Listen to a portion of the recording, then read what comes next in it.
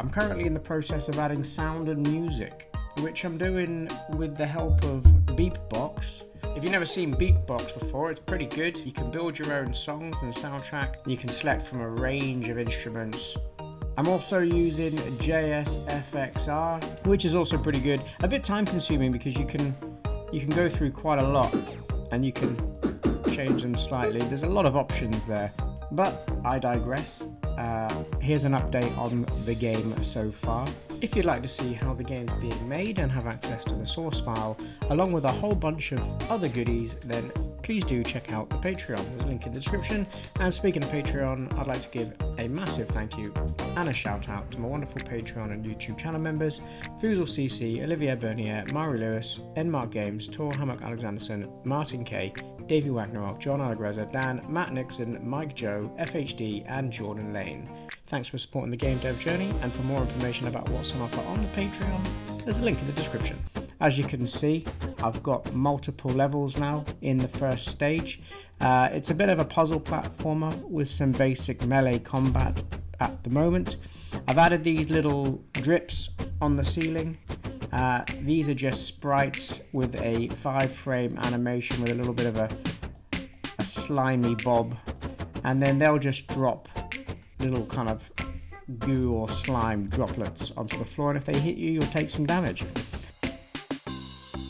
I've added in a locked door as well. This is just the same as the other doors, except I've just put a padlock sprite on it, which unlocks.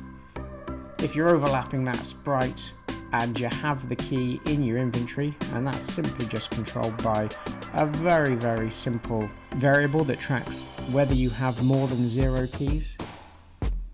If you do have more than 0 keys, when you push the action key, which is J on the keyboard, the door will open, and then you can climb down this channel here, which is overrun by spiders that spawn from these little spidey holes, and they'll crawl up. If they hit you, you'll die, and you'll go back and respawn at the top.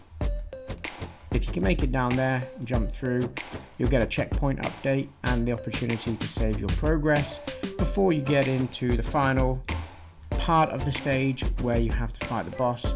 I've created a little guy and put him in a cage as a kind of second NPC.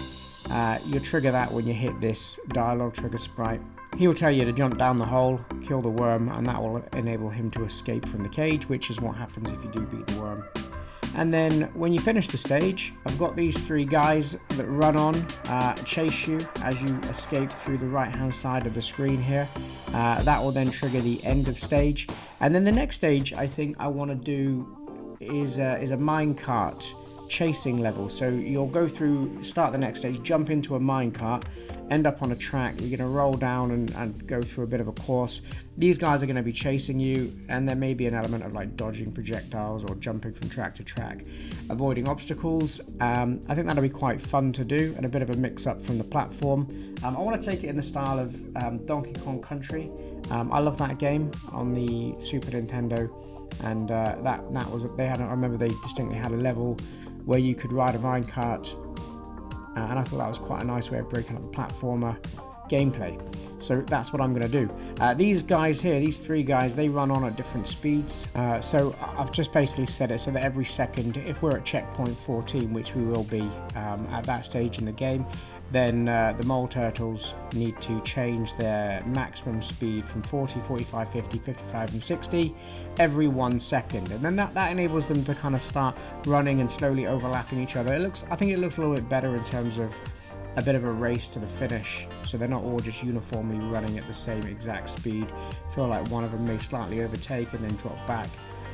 It just adds a little bit of variety, I think.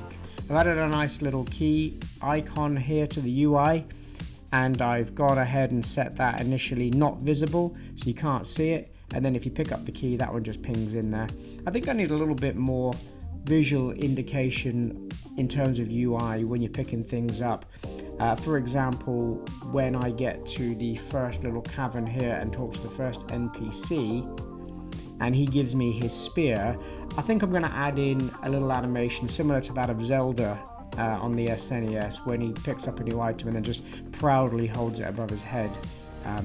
I'll probably add that in as an update. But what I don't want to do, which I think is quite commonplace, is just constantly go, oh, that'll be nice to have, then try and add that in, and then think, oh, that'll also be nice to have, and then add that in, and then spend way too long on the first stage without even starting the second, third, fourth or fifth stage.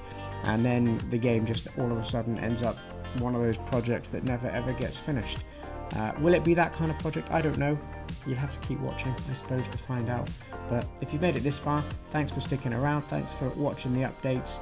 Leave comments if you think I should be doing something different, or you've got an idea on what I could add, maybe a new enemy type, or maybe a new type of level or mechanic or something. Interesting to hear your thoughts on things. Otherwise, have a great day, afternoon, evening, whatever time it is for you, and I'll see you in the next video.